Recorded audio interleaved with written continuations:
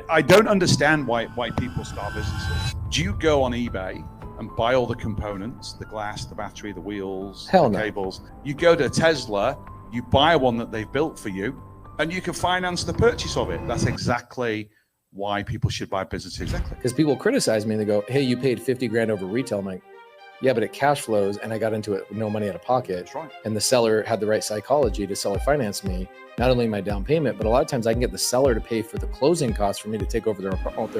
Yep, exactly. They shouldn't have put us together. But the best way to finance a business acquisition, if you've got the right seller and the right seller psychology, and we'll talk about that in a minute, is just to finance the deal over an extended period of time. And we call that an annuity deal. And the reason it's called an annuity deal is I was on a call. Annuity, A-N-N-U-I-T-Y, annuity. Yeah, like a financial annuity. And the reason most people don't know what that means. The reason we call it an annuity deal, so it's like a regular payment deal.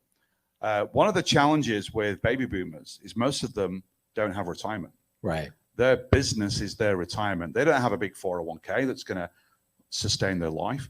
So their biggest challenge is if I sell my business and I take it all at closing, then I pay all this tax on that money, then I invest it with my wealth manager who's going to take fees. That's going to generate an income. Then I got to pay more tax and more fees. How on earth do I stretch that money over 10, 15, 20 years of my retirement? Well, they can't. It's a major problem. So what I can do, I can buy the business from them for a lot more money than what they think it's worth, but then I'm going to cash flow that payment over 10, 15, 20 years. This is freaking real estate. It's real estate. I tell people all the time. Isn't it crazy? Yeah, I tell people the value of the value of the thing, the value of the house is never the purchase price. It's what I can do with it. Exactly. Because people criticize me and they go, hey, you paid 50 grand over retail. I'm like, yeah, but it cash flows and I got into it with no money out of pocket. That's right. And the seller had the right psychology to seller finance me, not only my down payment, but a lot of times I can get the seller to pay for the closing costs for me to take over their property. Yep, exactly. Exactly the same in business. Okay. Now, again, I'm new. So somebody like a Carl Allen and Abraham Gray will help me find my buy box, determine my buy box. Yep. They'll help me find a deal like that, Yep. deal flow.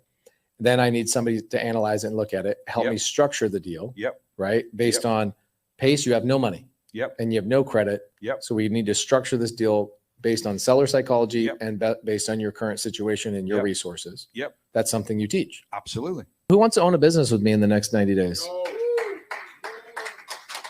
I mean, what's interesting is like for me, buying real estate is like putting on a pair of pants. Same thing with you with real estate or with businesses. Like, oh yeah, I bought a business Friday. I'm cash flowing by Monday. Yeah. Yeah, exactly. Dude, they shouldn't have put us together. You know what I'm saying? Like, God, dude. Isn't it interesting though that the two ways historically that people have amassed wealth is buying businesses and buying real estate, and they're 95% the same in terms of process, psychology, structure, origination. Very, very similar. They're very, very similar for a reason. And the motivation of the seller. But all the same. Because you get, for us, we call them a tired landlord. Yep. Okay. You guys have a tired business owner. Yep. Do you guys have a name you call these people? We call our people tired landlords, right, Abraham?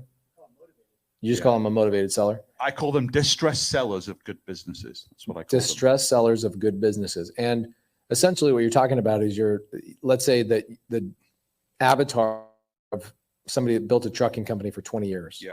They weren't educated on how to build a business to exit. That's right. And so what happens when their time frame comes, they're like, man, this has paid all my payments, my whole life. It's paid for my kids' college, my wedding, this, my that, all this stuff. I've had great life, but now I'm ready to hang up the hat. Yep. And they go sell it with a business broker, and nobody's there to buy it. No one's there to buy it. And even if a big, hungry but competitor meanwhile, comes in, people are going to business school trying to figure out how to build a business. Yep, I know. And you know what's crazy? That's stupid. Yeah. So I don't understand why people start businesses. It's like, you know, if you want a Tesla, do you go on eBay and buy all the components, the glass, the battery, the wheels, the cables, and then go on YouTube and figure out how do I connect it all together to make it work? No, you go to Tesla, you buy one that they've built for you, and you can finance the purchase of it. That's exactly why people should buy businesses rather than start. I agree entirely. So